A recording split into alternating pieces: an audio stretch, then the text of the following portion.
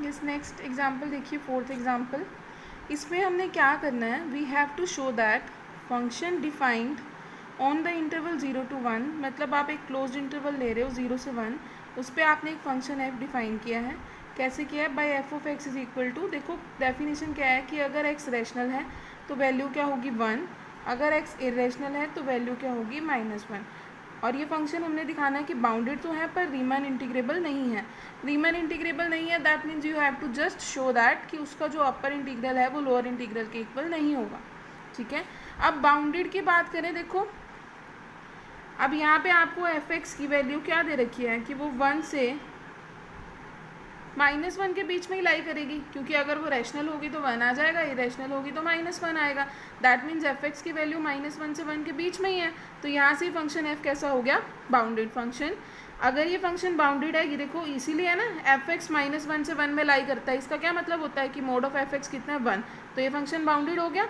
अब हमने शो क्या करना है कि क्या ये रीमन इंटीग्रेबल फंक्शन है या नहीं है। इसके लिए हमने सबसे पहले देखो पार्टीशन कंसीडर करा 0 से लेके 1 का, क्या उसकी लेंथ हमने चूज़ करी है यहाँ पे देखो 1/n, ठीक है, सब इंटरवल की। वो देखो हमने कोई भी पार्टीशन बनाना है 0 से 1 में, तो हमें उसकी कुछ ना कुछ सब इंटरवल की लेंथ तो लेनी पड़ती है। तो हमने जो भी इसका rth इंटरवल होगा उसकी लेंथ हमने क्या सपोज कर ली 1/n।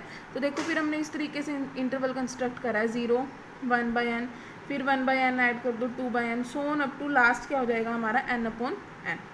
ठीक है, अब देखो कहता है हर एक सब इंटरवल में बहुत सारे रैशनल और इरेशनल नंबर्स तो होंगे ही होंगे, क्योंकि अगर आप कोई सब इंटरवल चाहे कोई भी कंसीडर कर लो, उसके अंदर हमें बहुत सारे इनफाइनाइटली रैशनल और इरेशनल नंबर्स तो मिलते ही हैं। अगर हम स्मॉल एम आर की बात कर रहे हैं तो इसमें क्या आएगा, स्मॉल एम आर का मतलब क्या होता है, ग्रेटेस्ट लोअर बाउंड होता है एफ का इस इंटरवल के अंदर, यही बात होती है ना। अब देखो ग्रेटेस्ट लोअर बाउंड इस इंटरवल का -1 से 1 में बात करोगे तो लोअर बाउंड -1 ही आएगा, तो ये पार्ट आपका एम आर हो गया छोटे वाला, और ये क्या हो जाएगा कैपिटल एम आर यानी कि एल यू बी। ये दोनों तो क्लियर है। अब हमने बात करनी थी एल एफ पी की। जब आप एल एफ पी की बात करोगे वो कितना होता है, summation r going from 1 to n m r delta r. यहाँ से देखो अगर हम एम आर की वैल्यू पुट कर दें वो कितनी होती है -1, और डेल्टा आर कितना है, लेंथ तो आपने चूज ही 1/n करी है, तो इसको मल्टीप्लाई कर दोगे तो ये किसके इक्वल आएगा, summation -1/n where r going from 1 to n। अब देखो -1/n में आर वाली टर्म आ रही है, नहीं आ रही ना, समेशन तो आर पे डिपेंड करता है, तो -1/n क्या हो गया, बाहर आ गया, और ये क्या बना, summation r going from 1 to n 1। अब यहाँ पे देखो summation r going from 1 to n 1 का क्या मतलब है, एक बार 1 पुट करो 2 पुट करो, अब 2 कहाँ तक करना होता है हमने, ये 1 1 1 हमारे पास कितनी टाइम्स ऐड हो रहा है, आप r को 1 करो 2 करो 3 करो, हर बार 1 ही आएगा। ये 1 आपके पास n टाइम्स ऐड हो रहा है ना, कोई भी चीज़ n टाइम्स ऐड होती है तो क्या लिख देते हैं n इंटू दैट नंबर, तो ये कितना हो जाएगा n। इसलिए हमने यहाँ इस समेशन की वैल्यू क्या पुट करी है n से n कैंसिल, ये कितना आ गया -1। सेम यू एफ पी निकालोगे capital M r delta r, तो 1/n फिर से बाहर आ जाएगा, 1/n इंटू n करोगे कैंसिल, तो ये किसके इक्वल होगी आपकी 1 के इक्वल।